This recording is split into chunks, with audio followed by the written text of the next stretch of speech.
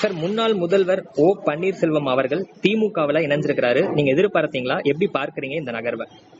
என்ன சொல்றாரு திமுகவில் இணைஞ்சியவர், அதை சொல்லுங்க.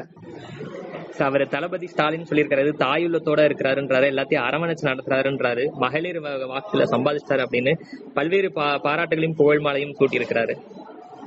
அது எந்த தவறும் இல்ல. திராவிட முன்னேற்ற கழகம் அவரை அரவணைத்துக் கொண்டது, ஏற்றுக்கொண்டது, அவரை சேர்த்துக்கிட்டாங்கன்றதுல எனக்கு மாற்று கருத்து இல்லை.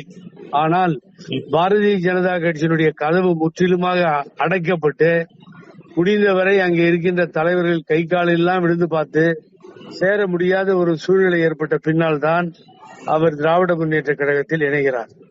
ஒரு யூனிட் ஆரம்பிச்சு உரிமை மீட்பு குழுன்னு வச்சு ஏதேதோ பண்றேன்னு சொல்லி எல்லாத்தையும் சொல்லி ஒரு அணியை சேர்த்து எல்லோரையும் அனாதைகளாக தெருவிலே நிறுத்திவிட்டு தனியா போய் சேர்றாருங்க.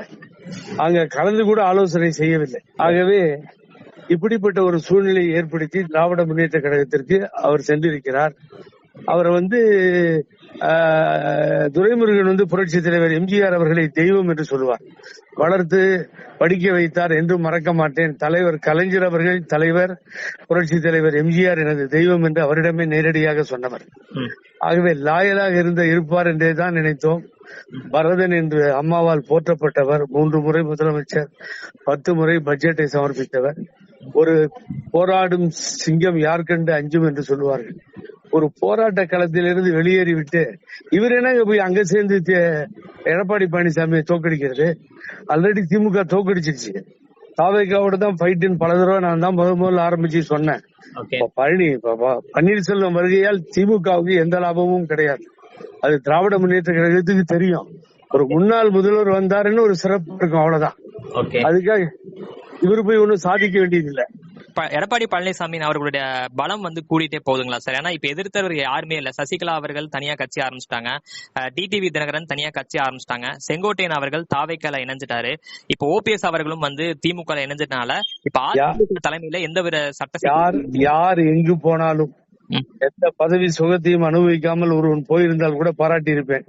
இப்படிப்பட்ட மனிதர்கள் அம்மாவுக்கு துரோகம் செய்து போனாலும் நீங்க பழனிசாமி இனிமேல் எழுந்து நிற்க முடியாது. அரசியலில் இருந்து அப்புறப்படுத்தப்பட்டு விட்டார். அவர் முற்றிலுமாக விழுந்து விட்டார். இவர்கள் போவதால் மூச்சு விடலாம், அவ்வளவுதான். வேற ஒண்ணும் பண்ண முடியாது. தைரியமா மூச்சு விடலாம், அவ்வளவுதான் செய்ய முடியும். ஆகவே களத்திலே பழனிசாமி இல்லை. இவர்களால் அவரை எதிர்த்து போராட முடியவில்லை. பழனிசாமியை எதிர்த்து கிட்டத்தட்ட 7 வருடங்களாக களத்திலே நின்று போராடுவோம் ஒரே ஆள் தான் அம்மாவுக்கு பிணை கொடுத்த புகழேந்தி மாத்திரமே. வேறு யாரும் இல்லை. பெருமையா சொல்லிக்கிறேன். உங்களுடைய அடுத்த கட்ட நகர்வு என்னன்னு எதிர்பார்க்கலாமா சார்? அடுத்த கட்ட நகர்வு இந்த பழனிசாமி எதிர்ப்பு தான் தொடர்ந்து இருக்கும். ஓகேங்க சார். கடைசியா ஒரே ஒரு கேள்விங்க சார்.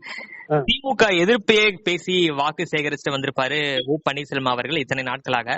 சோ இப்போ திமுகவுக்கு ஆதரவாக அதிமுகவுக்கு எதிராக அவர் வாக்கு சேகரிக்கணும் இந்த சட்டப்பேரவை தேர்தல்ல. அது வாக்குகளாக மாறுமா ஓ பன்னீர்செல்வம் அவர்களுக்கு?